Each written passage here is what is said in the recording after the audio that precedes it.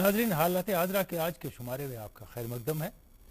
और हालत आज़रा के प्रोग्राम में हम मुख्तलिफ मौज़ूआत पर बात करते हैं जिनके बारे में आप सोचते हैं, और बहुत से ऐसे मसाइल होते हैं कि जो यहाँ उभारे जाते हैं जिनके बारे में हम कम गौर व फिक्र करते हैं। लेकिन अगर हम ज़िंदगी की अपनी बात करें तो कहते हैं इंसान को क्या चाहिए। सब कहते हैं रोटी कपड़ा और मकान, शायद इसलिए कि इन चीज़ों के लिए आपको जद्दोजहद करनी पड़ती है। लेकिन कुदरत ने जो चीज़ें हमको दी हैं उनके बारे में हम नहीं सोचते कि अगर वो नहीं होंगी तो क्या रोटी कपड़ा और मकान से काम चलेगा। आप सोचें, सूरज की रोशनी, हवा और पानी, अगर ये ना हो तो कारवाने ज़िंदगी नहीं चलेंगे। तो आज बात करेंगे हम पानी के हवाले से। और पानी के हवाले से एक बात मुझे याद आती है, मारूफ साइंटिस्ट और सदर हिंद APJ अब्दुल कलाम ने कहा था कि आने वाली जो आलमी जंग होगी वो पानी के लिए होगी। अब किसी और पे जंगें नहीं होंगी, एरिया पे, जगह पे, सामान के लिए, पानी के लिए। पानी इतना अहम है और इतनी तेज़ी से कम हो रहा है। और पीने का पानी ख़ास तौर पे, जिसकी हम हर वक्त देखते हैं, जो ही गर्मी का मौसम आता है थोड़ी किल्लत हो जाती है। आज बात करेंगे हम इसी हवाले से। हमारे साथ बड़गाम डिवीज़न के एग्जीक्यूटिव इंजीनियर सरदार गुरमीत सिंह मौजूद हैं यहाँ, और ये मेरी बाईं जानिब बैठे हैं। और इनके साथ बैठे हैं डॉक्टर राजा मुजफ्फर भट्ट, सोशल एक्टिविस्ट भी हैं और बड़गाम से बड़ा गहरा ताल्लुक़ है इनका। आप दोनों का दूरदर्शन के स्टूडियोज़ में खैर मकदम। एक्सन साहब, आप ही से आगाज़ करते हैं। ठीक है। पहले हम देखते हैं कि जो आपका डिवीज़न है जिसकी हम बात करेंगे वो कौन सा है, उसमें कौन से इलाके आते हैं, और कितनी पॉपुलेशन को आप कवर करते हैं, और कितने लोगों तक आप पहुँचे हैं। ऐसा है जी, डिस्ट्रिक्ट बड़गाम जो है उसमें PHE के 2 डिवीज़न है। एक PHE डिवीज़न बड़गाम, दूसरा है PHE डिवीज़न चाडूरा। बड़गाम के तहत 3 सब डिवीज़न हैं। एक सब डिवीज़न बड़गाम है, दूसरा बीरवा है, तीसरा खान साहब। इसी तरह जो PHE डिवीज़न चाडूरा है उसमें 2 सब डिवीज़न आते हैं, चरार शरीफ और चाडूरा। कुल आबादी जो डिस्ट्रिक्ट बड़गाम की आज की डेट में तकरीबन 9 लाख के करीब है। और जो पानी हाउस होल्ड्स को जो हम पानी दे रहे हैं वो तकरीबन 1,20,000 है, जिनमें से कुछ रजिस्टर्ड हैं, कुछ रजिस्टर्ड नहीं है। जो सेंट्रल गवर्नमेंट की पॉलिसी है, जल शक्ति विभाग जो नया बना है, पहले हम इसको PHE कहा करते थे, उसके तहत अर्बन एरियाज में 135 litre per capita per day supply होनी चाहिए। यूनाइटेड नेशंस का भी यही है। जी हाँ, लेकिन जो रूरल एरियाज है उसमें लगभग 55 litre per capita per day होना चाहिए। तो 9 लाख की आबादी में से हम बड़गाम में इस वक्त 2.5 लाख आबादी को, टू बी एग्जैक्ट 2,57,000, उनको हम 55 लीटर पर कैपिटा के हिसाब से दे रहे हैं फिल्टर्ड पानी। हाँ जी, हाँ जी, उस पर मैं बाद में आऊँगा। मैं पहले मैं ये सिर्फ बता रहा हूँ कि जो कंजप्शन है उसके हिसाब से बता रहा हूँ। फिर 4 लाख के करीब आबादी ऐसी है जिसको हम 40 litre per capita per day they रहे हैं जी, और बाकी की 2.5 लाख ऐसी है जो 40 से भी नीचे ले रही है। तो 9 लाख में से कितने को पानी मिलता है? पानी तो ऐसा है जी कि 1,22,000 जो फैमिलीज हैं लेते सब के सब हैं। 40,000 हमारे रजिस्टर्ड हैं, बाकी अभी अनरजिस्टर्ड हैं। अच्छा। हमने मुहिम चलाई है, हम हर एक का रजिस्ट्रेशन कर रहे हैं। कुछ गांव ऐसे हैं, टोटल मिला के 296 पंचायत हैं और 544 गांव हैं। कई गांव हैं अभी 10-20 जिनमें हमने घरों में पानी नहीं पहुंचाया, लेकिन पब्लिक पोस्ट लगी है। 10-15 घरों के लिए एक नलका है वो जो बाहर जाके लेते हैं। मगर हमारी कोशिश अब ये है कि हमारे प्रधानमंत्री जी ने एक स्कीम चलाई है जिसको कहा जाता है JJM, जल जीवन मिशन, और उसका मोटो है कि हर घर नल से जल। तो उसमें JNK को भी कवर किया गया है और 3 फेज में वो काम होगा। जो डिस्ट्रिक्ट बड़गाम है इसके जो 17 ब्लॉक हैं टोटल, उनमें से 4 ब्लॉक को पहले फेज में रखा गया है, 9 ब्लॉक को दूसरे फेज में, 4 ब्लॉक को तीसरे फेज में। तो ये भी हमें 1.5-2 साल के अंदर मुकम्मल करना है। इस पे हम बड़े शदोमदद से काम कर रहे हैं। इसके DPR बनाए जा रहे हैं, डिस्ट्रिक्ट वाटर सैनिटेशन मिशन, उनसे अप्रूवल लेना है। फिर जो हमारी पंचायत है, विलेज एक्शन प्लान, उनसे भी अप्रूवल लेने हैं। तो लगभग इसमें 135 DPR बना अंडर प्रोसेस हैं जो। हाँ जी, 135 बनेंगी आगे हाँ, 5 साल में अगले। हाँ जी, नहीं अगले 2.5 साल में कंप्लीट हो जाएगी तीनों से। तो उसमें 135 स्कीम्स हम नहीं बनाएंगे। जी जी। अभी जो डिस्ट्रिक्ट प्रोग्राम है इसमें 221 स्कीमें पुरानी चल रही हैं, जो कि ज़्यादातर लेट 70s में शुरू हुई थी और 80s मिड में वो मुकम्मल हो चुकी थी, जिनका पानी आज भी लोगों को मिल रहा है। लेकिन क्योंकि वो स्कीमें 35 साल 40 साल पुरानी हैं और उस समय जब बनाई गई तो कोई एक स्कीम अगर 10,000 गैलन का रिजर्वायर बना है, 10,000 गैलन का फिल्ट्रेशन प्लांट बना है, तो उस समय उसको 200, 400, 500 घरों को कैटर करना होता था। आबादी बढ़ गई थी। आज क्या हुआ है कि पिछले 40 साल में आबादी जो है मैनीफोल्ड बढ़ गई है और हमारा जो अर्बन एरिया से वहाँ चले गए, उधर चले गए, क्योंकि बड़गाम की एक और वजह यह है कि श्रीनगर के बहुत नजदीक इसमें अर्बन भी है। हाँ, कुछ श्रीनगर का अर्बन एरिया भी बड़गाम में आता है। आपके पास फिर आएंगे गुरमीत सिंह जी, आपसे बात करेंगे। राजा मुजफ्फर भट्ट साहब हैं यहाँ। मुजफ्फर साहब ने जो बात कही कि इसमें तकरीबन काफ़ी आबादी ने बताई, जिनको कुछ को 55 लीटर कुछ को 40 लीटर पानी मुहैया किया जा रहा है इस वक्त। तो आपका अपना क्या तज्जिया इस मामले में? देखिए हुमायूं साहब, उन्होंने बात कही नल से जल की बात कही, जल जीवन मिशन की बात कही और 55 लीटर और 40 लीटर की बात कही। वो ठीक है, मिलता भी होगा, बट कभी कभी उसमें प्रॉब्लम भी हो जाती है, खासकर समर्स में प्रॉब्लम होती है और कभी विंटर्स में भी प्रॉब्लम होती है। जब ज़्यादा एक्सट्रीम विंटर हो जाता है या एक्सट्रीम समर हो जाता है, उस टाइम प्रॉब्लम हो जाती है। बट मेरा इसमें और एक चीज़ है इसमें मसला है कि पानी हम देते हैं, क्या ये पानी साफ है? बात वही है, क्योंकि जो सोर्सेज है इसके, दूध गंगा एक मेन सोर्स है अपने डिस्ट्रिक्ट बड़गाम में, शाली गंगा और एक सोर्स है जो यहाँ दूध पथरी से दरिया निकलता है, और तीसरा सोर्स जो हमारा है बीरवा साइड का जो नाला है वहाँ सुखनाग का। अनफॉर्चुनेट बात है कि जो मेन जो सबसे पुराना इस पे फिल्ट्रेशन प्लांट बना था, पहले दूध गंगा पे बना था क्रालपोरा के अंदर, बिल्कुल श्रीनगर के आउटस्कर्ट्स में, बिल्कुल 72 में बना हुआ क्रालपोरा वाटर सप्लाई स्कीम या वाटर फिल्ट्रेशन प्लांट दूध गंगा के बिल्कुल किनारे पे। उस वक्त दूध गंगा के आसपास में उतनी ज्यादा पॉपुलेशन नहीं थी, गांव दूर दराज ऊपर थे और कोई उतना सॉलिड और लिक्विड वेस्ट नहीं जाता था उसके अंदर, और जो क्या बोलते हैं उस जमाने में पेस्टिसाइड्स का भी इस्तेमाल नहीं होता है। बट आज की तारीख में दूध गंगा के अंदर तकरीबन 200 से 250 लेबोरेटरीज जा रही हैं अंदर, ब्रनवार से लेके क्रालपोरा तक, जो एक तकरीबन 30 या 32 किलोमीटर का पैच है, 30 किलोमीटर होगा ये। खासकर चौडोरा टाउन की बात अगर हम करें, चौडोरा टाउन में जितना भी क्या बोलते हैं लिक्विड वेस्ट निकलता है, सिवरेज निकलता है, इवन सॉलिड वेस्ट होका जाता है इसी दूध गंगा के अंदर। तो मुझे बताइए, जब ये पानी लिफ्ट किया जाता है क्रालपोरा फिल्ट्रेशन प्लांट के पास, मुझे बताइए आप इसमें क्या भी ठोक दीजिए, क्या भी भला इसमें मिलाइए, आप कितना भी ब्लीचिंग पाउडर लगा दीजिए, कितना भी क्लोरीन लगा दीजिए, उदाहरण मुझे बताइए क्या जिस पानी में लेबोरेटरी होगी, जिसमें पाखाना होगा, क्या वो साफ हो सकता है उससे? जी, एक तो ये चीज है। जी जी, यानी आप जो कह रहे हैं सॉलिड वेस्ट है, दूसरा ये ऐसा वेस्ट है, लिक्विड वेस्ट, एक और वेस्ट जिसके बारे में बाद में बात होगी, वो पेस्टिसाइड और फर्टिलाइजर्स हैं उनके। जी, गुरमीत सिंह जी से पूछते हैं इसी हवाले से कि आपको क्या लगता है कि क्या वो सारा पानी साफ हो जाता है? देखिए जी, हमारी हर मुमकिन कोशिश रहती है कि साफ पानी जो है लोगों तक पहुंचाया जाए। जी, हमारा प्री सेटलिंग टैंक्स होते हैं, रिजर्वायर्स होते हैं, फिर फिल्ट्रेशन प्लांट्स होते हैं, लेकिन मैं इतना कहूँगा कि पूरी आबादी को फिल्टर्ड पानी अभी भी नहीं मिल रहा है। कहीं कहीं जगहों पे हमारे फिल्ट्रेशन प्लांट नहीं है, किसी जगह पे सोर्स स्प्रिंग है, स्प्रिंग का पानी हम ऐसे भी तस्वुर किया जाता है कि ये साफ पानी है, तो अगर सोर्स से लिया जाए, लेकिन अगर बह जाए फिर नहीं साफ रहता है। अब क्या होता है कि स्प्रिंग के सोर्स में भी जब बारिशों का मौसम आता है तो वो मड्डी हो जाता है। इसी तरह जो राजा मुजफ्फर साहब ने जिस तरह फरमाया कि हमारे बड़गाम में 3 सोर्स हैं मेन, एक शाली गंगा नाला है, एक सुखनाग नाला है और कनीकूट भी है। दूध गंगा चाडोरा को कैटर करता है, श्रीनगर तक उसका पानी आता है। तो जब भी बारिशें पड़ती हैं इन तीनों नालों में आप देखेंगे,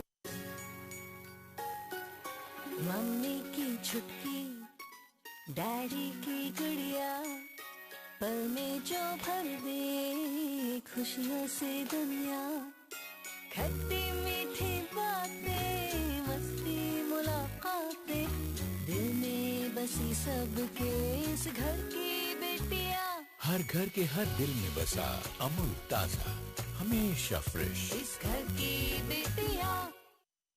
मडी वाटर हो जाता है सारा। बिल्कुल, बहुत ज्यादा। और हम कई बार मजबूर होते हैं कि लोग सोशल मीडिया पे अपने घर का जो बाथरूम है टैप ऑन करते हैं, उसके नीचे बाल्टी रखते हैं और पानी जब टैप से निकलता है मडी तो वो सोशल मीडिया पे डाल के दिखाते हैं कि ये पानी आ रहा है। तो कई बार हम मजबूर होकर फिर कुछ घंटों के लिए या एक दिन के लिए सप्लाई बंद भी कर देते हैं। कई जगहों पे हमारा जो है फिल्ट्रेशन प्लांट अभी नहीं है, ये मैं मानता हूँ। नहीं, इसका कोई सद्देबाब नहीं है कि अगर जब बारिश होगी तब यही होगा। नहीं, हमेशा नहीं होता। अच्छा, कुछ घंटों के लिए रहता है, हम उसमें सेटलमेंट टाइम ज़्यादा कर देते हैं, बंद कर देते हैं 2-4-5 घंटे के लिए, फिर पानी छोड़ देते हैं। मगर जो पानी ऑलरेडी सिस्टम में चला गया होता है, जब हम बंद करते हैं उस सिस्टम में चला गया होता है, उसको भी 2-4 घंटे लग जाते हैं खत्म होने में। तो वो 4 घंटे में लोगों को गंदा पानी मिलता है, मैं ये मानता हूँ बात। और कई जगहों पे अभी हमारे फिल्ट्रेशन प्लांट है ही नहीं टोटली। अब एक और बात है जिसकी तरफ इनने हमें बताया, राजा मुजफ्फर ने कहा कि एक तो चीज़ है आपको दिख रहा है पानी में मिट्टी है, डस्ट पार्टिकल्स है, मड है, जो है सो है। दूसरा एक वेस्ट जिसकी बहुत बात की गई है आप ही के डॉक्यूमेंट में, वो है बैक्टीरियोलॉजिकल वेस्ट। जी हाँ। उसका क्या हॉटस्पॉट पता करो, हर 2 महीने टेस्ट करो और 2 महीने के बाद रिपोर्ट दो, फॉलो अप करो और उसको इम्प्रूव करो। इसमें हम कहाँ पहुँचे? उसके लिए ऐसा है कि हमारा हर जो सब डिवीजन है उसमें हमने लेबोरेटरीज रखी हैं, उस पर हर दिन सैंपल लिए जाते हैं, उनका टेस्टिंग की जाती है, बीओडी देखा जाता है, बायोलॉजिकल ऑक्सीजन डिमांड क्या है, वो उसमें इम्प्योरिटीज कितनी है, वो विद इन परमिसिबल लिमिट है या नहीं। जिस दिन हमें कभी पता चले कि परमिसिबल लिमिट से बाहर है तो हम हर मुमकिन कोशिश करते हैं कि वैसा पानी लोगों को ना दिया जाए। देखिए लेबोरेटरीज की बहुत कमी है एक हिसाब से, जगह नहीं है, तो फिर एक कंसेप्ट आप लोगों ने ही किया था कि मोबाइल वैन्स। नहीं, हमारा ऐसा है जैसे हमारी लेबोरेटरी खान साहब सब डिवीजन में भी है, बड़गाम में भी है, तो हमारे लोग डिफरेंट विलेजेस से डिफरेंट प्लांट्स जो हैं वहाँ से कलेक्शन करके वहाँ पहुँचाते हैं सैंपल हर दिन, और उसकी बाकायदा रिपोर्ट बनती है, हर दिन लिखा जाता है कि इसमें आज कितना इम्प्योरिटीज कितनी थी, ऑर्गेनिक कितनी थी, इनऑर्गेनिक कितनी, सब कुछ उसका रिकॉर्ड रखा जाता है। जी, अब ये डॉक्टर राजा मुजफ्फर ने जो कहा कि जो लेबोरेटरीज हैं यानी पाखाने जो हैं आपके साथ साथ दरिया के या दूध के जो हमारा सोर्स है, क्या हमारे पास कोई ऐसा लाहे अमल नहीं है कि हम उनको हटवा सकें वहाँ से? ऐसा है जी, ऑनरेबल सुप्रीम कोर्ट ने भी डायरेक्टिव दिए हैं, इस पे काम चल रहा है, जिसमें हमारा इरिगेशन फ्लड कंट्रोल डिपार्टमेंट काफ़ी एक्टिव हुआ है आजकल। जितनी भी एनक्रोचमेंट्स हुई हैं दूध गंगा के दाएं बाएं, इवन जेहलम के दाएं बाएं, हो सकता है वो एनक्रोचमेंट ना अपनी जमीन पे, आउटलेट इसमें हो, वो भी है, नहीं उसको भी बंद करना है जी। उसने एनक्रोचमेंट नहीं की है, मतलब उसका जो पल्यूट कर रहा है बैंक जो है दूध गंगा का, उससे वो 100 मीटर दूर रहता है, लेकिन अल्टीमेटली जो उसके घर का सीवरेज है वो सारा इसमें जा रहा है, तो उस पर भी काम हो रहा है, उसको भी बंद किया जा रहा है। तो आने वाले टाइम में आपको ज़रूर इसमें डिफरेंस जो है वो पता चलेगी। इसमें थोड़ा सा ये बताऊंगा, इसमें थोड़ा ऐड करूंगा, इसमें ये खाली पीएच का कसूर नहीं है। इसमें जो गंदा पानी हमको मिलता है, मतलब पाखाने इसमें जाते हैं, लेबोरेटरीज जाती हैं, या इसमें लिक्विड वेस्ट जाता है, सॉलिड के साथ भी काम करना है। इसमें काम सर है म्यूनिसिपैलिटीज के साथ, लोकल एरिया, उसके अलावा रूरल डेवलपमेंट डिपार्टमेंट, बिल्कुल जो उनका रूरल सैनिटेशन डिपार्टमेंट खास करे उस मतलब जो है उसका रोल बनता है। मैं आपको बताऊं, स्वच्छ भारत ग्रामीण के अंदर रूरल डेवलपमेंट डिपार्टमेंट ने गांव-गांव में लेबोरेटरीज बनाई, बाथरूम बनवाए हैं, individual house hold laboratories, community laboratories बनाई। बट अनफॉर्चुनेट बात यह है कि तकरीबन जो मैंने देखा है, खासकर डिस्ट्रिक्ट बड़गाम की बात ही करूंगा मैं, तकरीबन 20 से 30% ऐसी बाथरूम्स हैं जिनका आउटलेट किसमें है, नाले के अंदर है, कोई छोटा स्ट्रीम है, कोई छोटा नाला है। पिछली बार मैं सुगाम गांव में गया था, वहां पे मैंने एक बंदे को बताया, भाई आपका क्या चल रहा है, आपने क्यों डाला इसमें? यहाँ पे सब डालते हैं, मैं भी डाला हूँ। उसके बाद छोटे छोटे नाले जो हैं, छोटी छोटी नदियां जो हैं जाती हैं बड़े नदी के अंदर, फिर वही जो है पानी हम पीते हैं। तो इसमें क्या होना चाहिए सर, इसमें यह है कि कोऑर्डिनेशन की बहुत जरूरत है। पीएचई और रूरल डेवलपमेंट डिपार्टमेंट, पीएचई और जो अर्बन लोकल बॉडीज, पीएचई और रूरल सैनिटेशन डिपार्टमेंट, इनका आपस में कोऑर्डिनेशन होना जरूरी है। जब तक कि ये कोऑर्डिनेशन आपस में नहीं होगा तो ये बाथरूम भी बनते रहेंगे, ये लेबोरेटरी भी जाती रहेगी, तो हम क्या बोलते हैं सिर्फ चिल्लाते रहेंगे। मुझे लगता है इस जो है कोऑर्डिनेशन की बहुत जरूरत है। जो आप कह रहे हैं मुजफ्फर साहब, बात ये सिंपल सी ये है कि अगर जैसे लेबोरेटरीज बनी है, अगर ये एक्शन लेते हैं, हो सकता है रूरल डेवलपमेंट ना ले साथ में, या रूरल सैनिटेशन ना ले, तो ये वो हटा नहीं पाएंगे। बिल्कुल बिल्कुल नहीं हटा सकते, क्योंकि इनको मिलके काम करना है, उनके साथ मिलके काम करना। तो आपकी ऐसी कोई कोऑर्डिनेटेड एफर्ट है?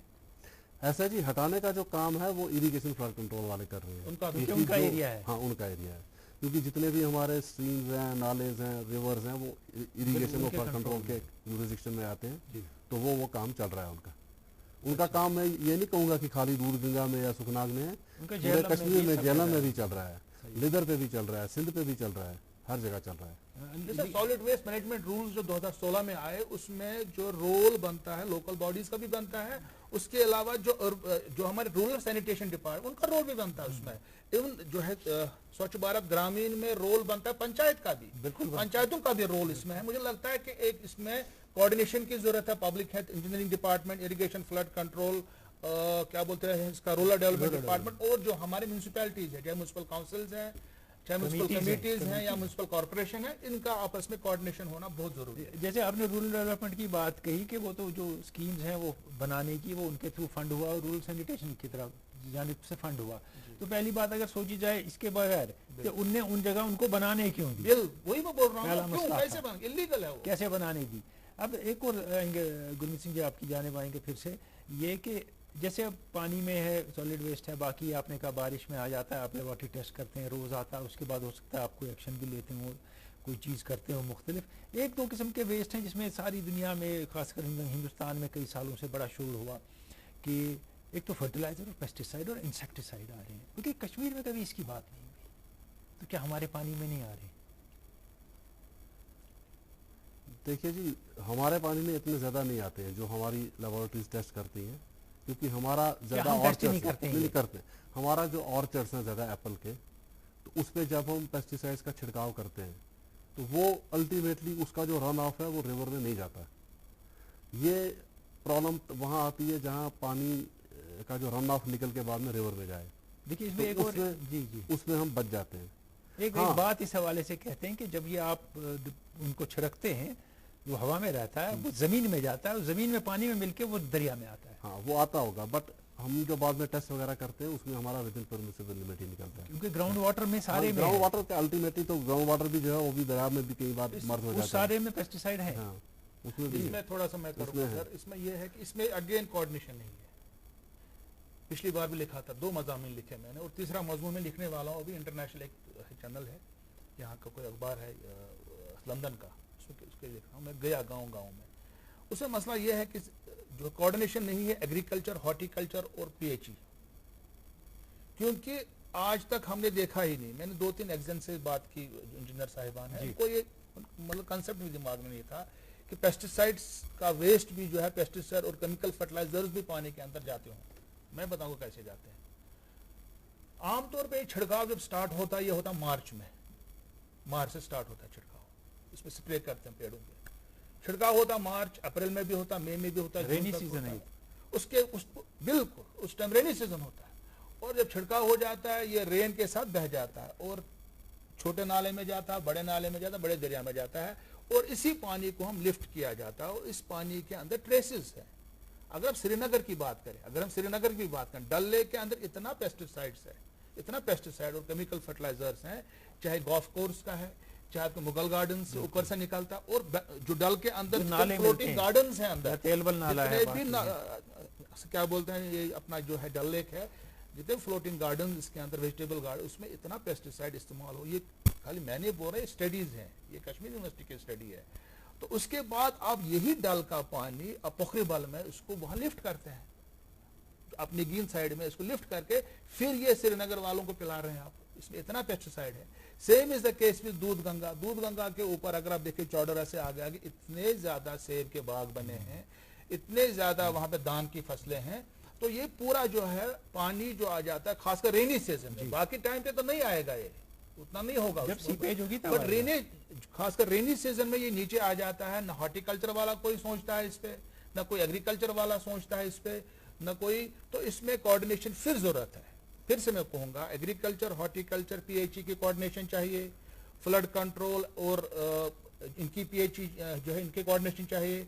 उसके अलावा जो है, जो हमारा रूरल सैनिटेशन है और अर्बन लोकल बॉडीज है, उनकी कोऑर्डिनेशन चाहिए। देखिए अब हम साहब, ये दूसरी जानिब आते हैं कि आपने कहा कि इतने कनेक्शन हैं, इतने कनेक्शन नहीं है लेकिन पानी दे रहे हैं, तो इससे कितना असर पड़ता है इस महकमे पे? कि आप उनको पानी दे रहे हैं लेकिन वापस कुछ नहीं आ रहा है उनसे। ऐसा जी, हम बाकी जगहों पे आप देखेंगे कि लोग खुद जाते हैं फीस भरने। और मैं एक बात यहाँ आज कहना चाहूँगा कि मोबाइल हमारा जब 1 महीने का हम रिचार्ज करते हैं, उसमें मम्मी की छुटकी, डैडी की गुड़िया, पल में जो भर दे खुशियों से दुनिया, खट्टी मीठी बातें, मस्ती मुलाकातें, दिल में बसी सबके इस घर की बेटियां, हर घर के हर दिल में बसा अमूल ताजा, हमेशा फ्रेश। इस घर की बेटियां। एक दिन जब रह जाता है तो खुद ही मैं जाता हूँ दुकानदार के पास, यहाँ से पैसे दे के मेरा ये रिचार्ज उससे करो। पहले जी या फोन कर देते हैं उसको, भैया हमारा रिचार्ज कर दो। लेकिन पानी की फीस जो भरनी है या इवन बिजली की फीस भरनी है, बिजली में भी मजबूरी हो जाती है लोगों की, 2-4 महीने बाद खुद जाके बैंक में भरते हैं, क्योंकि अगर ना बने तो उन्हें पता है कनेक्शन कट जाएगा। वैसे कश्मीर में बहुत कम काटते हैं कनेक्शन। बाहर दिल्ली में मैंने गया हूँ, रिश्तेदार रहते हैं, वो इतनी कोशिश करते हैं कि हमारा कनेक्शन ना कटे, क्योंकि कनेक्शन काटने के बाद एक तो आपको अपनी फीस भरनी री कनेक्शन का पैसा, तो री कनेक्शन के 5,000-10,000 रुपए देने पड़ते हैं। इसलिए वो हमेशा कोशिश करते हैं कि फीस पहले ही भर दो, कनेक्शन कटे ना। अब आ गया पानी का मसला। श्रीनगर में मैं खुद रहता हूँ तो हम खुद जाके वाटर वर्क रीजन में फीस भरते हैं, लेकिन और ऑनलाइन भी है श्रीनगर में। और मैंने कई बार देखा है कि बहुत कॉलोनियों में आके वहीं कलेक्ट करते हैं। हमारा जो बड़गाम डिस्ट्रिक्ट में अभी ऑनलाइन नहीं हुआ, लेकिन हमारे जो फील्ड स्टाफ है वो घर घर जाता है, खासकर जनवरी फरवरी में, मार्च में। अब अगर हम जाएंगे इस वक्त हम जाएं तो लोगों को कंसेप्ट है कि यार अभी फाइनेंशियल ईयर क्लोज होता है 31 मार्च को, तो फिर जनवरी के बाद हमारी मुहिम बहुत तेज हो जाती है। हमारे एम्प्लॉयज खुद घरों में जाते हैं और उनसे फीस कलेक्ट करते हैं। अच्छा, एक तो ये मामला हो गया कि आपको कहते हैं कि बहुत से लोग फीस नहीं भरते हैं, पैसे वो आता है, इन्हें पानी तो इस्तेमाल करते हैं। अब दूसरी बात ये हुई कि कब ऐसा होगा कि सारे लोगों तक साफ पानी पहुंचेगा? ये मैं आपको दावे से कहता हूं कि जो जल जीवन मिशन है उसमें सबसे बड़ी बात जो मैं आज यहाँ क्लियर करना चाहूंगा कि पहले जो गवर्नमेंट पॉलिसीज बनती थी तो उनकी इम्प्लीमेंटेशन बहुत डिले हो जाता था उसमें। जी जी। और हर एक आता था अपना टाइम, 2-4-5 महीने निकाले, साल निकाला, फिर दूसरा बंदा आ गया, फिर तीसरा। मगर आज वो बात नहीं है। आज हमारे पे बहुत जोर है कि जितना जल्दी हो, जो चीज़ हम महीने में भेजते थे, हमें ऊपर से ऑर्डर्स आते हैं जी 4 दिन में भेजो। अभी ऑर्डर आजकल व्हाट्सएप आता है, वो पुराना ज़माना भी चला गया। इंटरनेट के वसाकत से हमें व्हाट्सएप पे आ जाता है जी विद इन 2 आवर्स ये वाली इन्फॉर्मेशन दो। अब जो जल जीवन के मिशन के जो DPRs हैं उसका भी मुझे आज ये भी आ गया मैसेज कि कल आने चाहिए सारे। चलो एक दिन में ना सही तो 2-3 दिन में उनको बनाने हैं। तो अब वो पुराना ज़माना चला गया। और जब हमारी पुरानी स्कीमें जो बनी हैं उनमें क्या होता था कि अगर एक स्कीम हमने काम उस पर शुरू किया तो हमने उसमें 50 टेंडर कर दिए, 50 काम कर दिए जी। तो जब तक वो 50 कंट्रैक्टरों की आपस में कोऑर्डिनेशन ना हो, मैकेनिकल विंग पार्ट कोई कर रहा है, इलेक्ट्रिकल कोई कर रहा है, और सिविल पार्ट के भी जो है 20 टेंडर निकले हुए हैं। तो अगर 20 में से 18 ने काम कर दिया, 2 ने नहीं किया, तो स्कीम इनकम्प्लीट रहेगी, लोगों को उसका फायदा नहीं मिला। लेकिन अब हमें पूरे डायरेक्टिव्स हैं कि जो भी स्कीम है उसमें mechanical, civil, electrical single tender float होगा पूरी स्कीम का, टर्न की कंपोजिट टेंडरिंग, ताकि अगर हम बाद में किसी को ब्लेम भी करना चाहें तो सिर्फ वही एक एजेंसी होगी जिसको ब्लेम होगा जी। और मटेरियल भी बहुत सारा अपना लाएगा। अच्छा, उसका क्या पाइप टर्न कोई टाइम पीरियड रखते हैं? टाइम पीरियड भी रखा जाता है अपनी मर्जी से? ना ना ना, जो अभी हम कंपोजिट टेंडरिंग कर रहे हैं उसकी हमने सैंपल लाई है, NIT वगैरह जो सैंपल है हमारे पास। उसमें क्या होगा कि वो जो बड़ी एजेंसी एक आएगी सामने, पहले हम पाइप यहाँ से देते थे। सपोज में कहना नहीं चाहिए, वैसे सपोज 50 लाख का काम है, हमने कंट्रैक्टर को 30 लाख की पाइप यहाँ से दे दी, उसके तो जेब से निकला नहीं कुछ।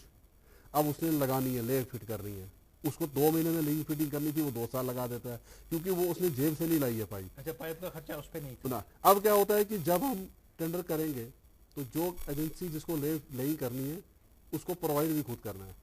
पहले उसको जेब से पैसे निकाल ले, जब उसने इन्वेस्ट किया तो वो चाहेगा जल्दी वापस चाहे वो दिल्ली से लाए, पंजाब से पाइप खरीद के लाए, तो वो कोशिश करेगा मैं जल्दी से जल्दी लगाऊं ताकि मेरा पैसा वापस आए। उम्मीद करेंगे जैसे ऐसे स्पीड में काम होगा। राजा स्पीड से काम होगा। आप आखिरी, आपकी जाने बार आखिरी मरतबा इस आज के प्रोग्राम में कि किल्लत है पानी की, बिल्कुल, उसके बारे में क्या मामला है? देखिए, पानी के हमारे पास बहुत रिसोर्सेज हैं, जैसे कश्मीर है ना, मतलब उतने मतलब जितने हमारे रिसोर्सेज हैं, किल्लत है पानी की फिर भी है, बट अनफॉर्चुनेटली जो है जो पानी को अच्छी तरह टैप नहीं किया जाता है, ये पानी वेस्ट हो रहा है और हमको गंदा पानी पिलाया जाता है, सबसे बड़ी बात। क्योंकि पानी बहुत जगह अवेलेबल है, अवेलेबल है, इसमें कोऑर्डिनेशन की जरूरत है। फिर मैं वहां आ जाऊंगा, इसमें अच्छी कोऑर्डिनेशन की जरूरत है। और मैंने बहुत जगह देखा अनफिल्टर्ड पानी सीधे डायरेक्टली पिलाया जाता है लोगों को अभी भी। तो मुझे लगता है इसमें कोऑर्डिनेशन की जरूरत है, इसमें सफाई सुथराई की बहुत जरूरत है। जितने भी राइट लेफ्ट नालों पे लोग रहते हैं, मुझे लगता है कि उनको जितना भी इसमें वेस्ट डालते हैं उसमें नहीं डालना चाहिए। हमको पेस्टिसाइड्स का ख्याल रखना चाहिए, तो बाकी चीज़ों का ख्याल रखना चाहिए ताकि लोगों तक साफ पानी पहुंचे। जो आपने का ख्याल रखना चाहिए, मेरे ख्याल में ख्याल हम खुद लोग भी रखें। और बिल्कुल हमारी जो आदत है उससे काम नहीं चलता है, काम करवाना पड़ता है कि आप जब तक लेटर हटाएंगे नहीं, जब तक आप किसी को तंबे नहीं करेंगे, पेनलाइज नहीं करेंगे, वो काम नहीं करेंगे, नहीं होगा। एक जाते जाते एक दो बातें आपसे मैं कहता चाहूँगा कि अब हमारे पास 1-2 मिनट बाकी। जैसे जल जीवन स्कीम है, जब आप नेट पे जाते हैं उसके सामने कुछ अवेलेबल नहीं है। अगर आप पीएचई की साइट पे जाते हैं और कश्मीर डिवीजन क्लिक करते हैं तो कहते हैं आईपी नॉट फाउंड, जम्मू का खुल जाता है आईपी। आप इनके बाकी स्कीम्स में जाते हैं तो सारी जो वेबसाइट पे चीजें हैं 2017 और 18 की हैं, उसके बाद कोई अपडेट नहीं है, तो पब्लिक को कुछ पता नहीं चलता। हाँ, ऑर्डर ट्रांसफर और प्रमोशन के पूरे हैं, बाकी चीजें पूरी नहीं है। तो उम्मीद करते हैं कि वहाँ भी लोगों की नज़र में चीज़ रहेगी तो सवाल कम उठेंगे और उनको पता चलेगा क्या हो रहा है। राजा मुजफ्फर भट्ट साहब, आपका बहुत बहुत शुक्रिया। और हमारे पास एग्जीक्यूटिव इंजीनियर हमारे साथ थे बड़गाम के गुरमीत सिंह जी, आपका बहुत बहुत शुक्रिया। आप दूरदर्शन के स्टूडियोज़ में आए और इस आज के हालात हाज़िर के इस प्रोग्राम में आपने हिस्सा लिया। देखिए, पानी ज़िंदगी के लिए बहुत ज़रूरी है, साफ़ पानी बहुत ज़रूरी है। पानी के साथ कौन कौन से मसाइल, कौन कौन सी बीमारियाँ हमें आ जाती हैं, हमें इसका ख्याल नहीं रहता है। अब हम सब घर में वाटर फिल्टर लगाने शुरू हो गए। यानी सरकारी अस्पताल नहीं है तो प्राइवेट काम करो तो प्राइवेट में जाओ, ट्रांसपोर्ट नहीं तो टैक्सी में चढ़ो, वो मामला नहीं है। कहीं सरकार के जो महकमे हैं उनको भी ऐसे काम करना होगा कि वो सीधा आवाम को उससे फ़ायदा पहुँचे, और हमें उनका साथ देना होगा कि इंक्रोचमेंट हमने दूधगंगा में की। अगर आप बदले की जाने जाएंगे तो मकान बने दूधगंगा के अंदर, अब बात ही नहीं लैट्रिन बनने की, पेस्टिसाइड जाने की, इसका हमें भी ध्यान रखना होगा। और कोऑर्डिनेटेड एफर्ट, जैसे राजा मुजफ्फर ने कहा कि सारे महकमों को करना होगा इकट्ठे मिलके। ये सिर्फ कागज़ पे नहीं, फाइल यहाँ से वहाँ गई, कुछ करके दिखाना होगा, तो उससे साफ़ पानी मिलेगा, सबको पानी मिलेगा और शायद पानी की किल्लत कम हो जाएगी। आपका बहुत बहुत शुक्रिया। आपने नाज़रीन, आपने आज का हमारा हालात हाज़िर प्रोग्राम देखा। मिलते रहेंगे इस प्रोग्राम में। खुदा हाफ़िज़।